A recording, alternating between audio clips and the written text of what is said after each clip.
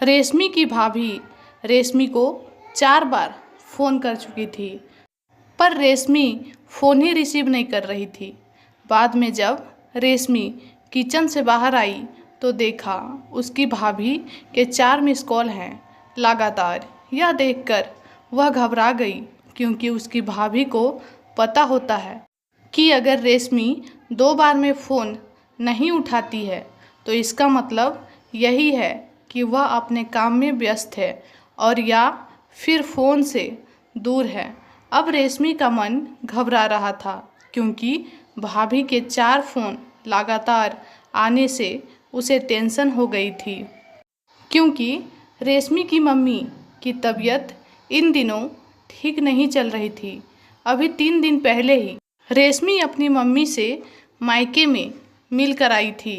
फिर भी रेशमी ने हिम्मत करते हुए अपनी भाभी को फ़ोन लगाया, और जैसे ही भाभी ने फ़ोन उठाया तो रेशमी को रोते हुए कहा, दीदी, मम्मी जी हमें छोड़कर चली गई हैं। रात को अच्छे से सोई थी।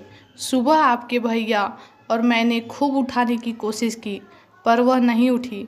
तब हमने डॉक्टर साहब को बुलाया। फिर उन्होंने बताया कि मम्मी जी अब नहीं रहीं। दीदी, आप जल्दी से घर आ जाओ। इतना सुनते ही रेशमी की आंखों से आंसू बहने लगे। पापा तो पहले ही उसे छोड़कर जा चुके थे, और अब उसकी माँ भी नहीं रही। रेशमी तो बिल्कुल बेहाल हो चुकी थी। अब रेशमी ने रोते रोते यह बात मनोज, उसके पति को बताई, तो मनोज ने उसे संभाला और उसे जल्दी से कार में बिठाकर मायके ले गया। रेशमी जैसे ही अपने घर पहुंची तो अपनी माँ के शरीर को देखकर उससे लिपट गई और खूब रोई। आखिर में मनोज ने उसे किसी तरह समझाया और माँ का अंतिम संस्कार किया। सारे विधि विधान होने के बाद भी रेशमी की रुलाई रुकी नहीं रही थी। उसे माँ की बहुत याद आ रही थी। तब रेशमी की मौसी ने उसके आंसू पोंछे और उसे संभाला और कहा, रेशमी बेटा, ऐसे दुखी मत हो। दीदी नहीं रही तो क्या हुआ, मैं हूँ ना तेरी मौसी। मेरा घर भी तेरा मायका है। तेरा जब मन करे तब आ जाना अपनी मौसी के पास। वैसे कहते भी तो है ना, मौसी मतलब माँ जैसी। बेटी, मैं तेरा दर्द समझ सकती हूँ, क्योंकि तेरे पापा तो पहले ही तुझे छोड़कर जा चुके हैं और आज दीदी भी चली गई। कहते हैं ना कि माँ के जाने के बाद तो लड़कियों का मायका ही छूट जाता है। यह भाभी तो बस दुनिया को दिखाने के लिए नाम का रिश्ता होता है, क्योंकि मायका तो माँ से ही होता है।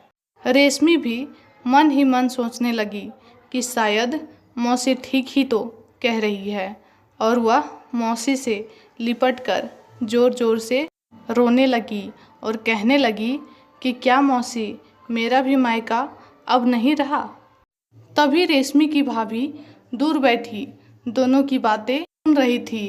पहले तो भाभी ने रेशमी को चुप कराया और फिर उसे दिलासा दी। फिर भी भाभी ने मौसी से कहा कि मौसी जी, आपने ऐसे कैसे कह दिया कि मायका केवल माँ से ही होता है। मैं मानती हूँ कि माँ का स्थान कोई नहीं ले सकता, लेकिन अभी दीदी के भैया भाभी जिंदा हैं, और जब तक हम हैं दीदी का मायका हमेशा बना रहेगा। मैं पूरी कोशिश करूँगी कि दीदी को मम्मी जी की तरह प्यार और सम्मान देने की, और दीदी जब चाहें तब यहाँ आ जा सकती हैं। यह घर कल भी इनका था, आज भी है और कल भी रहेगा। मौसी जी, मैं भी एक बेटी हूँ और मेरा भी मायका है, और मैं अच्छे से जानती हूँ कि हम बेटियों के लिए मायका कितना महत्वपूर्ण होता है। मौसी जी, आप दीदी को अपने घर ज़रूर बुलाइए, पर इन्हें अपने भैया भाभी के प्यार से दूर मत करिए।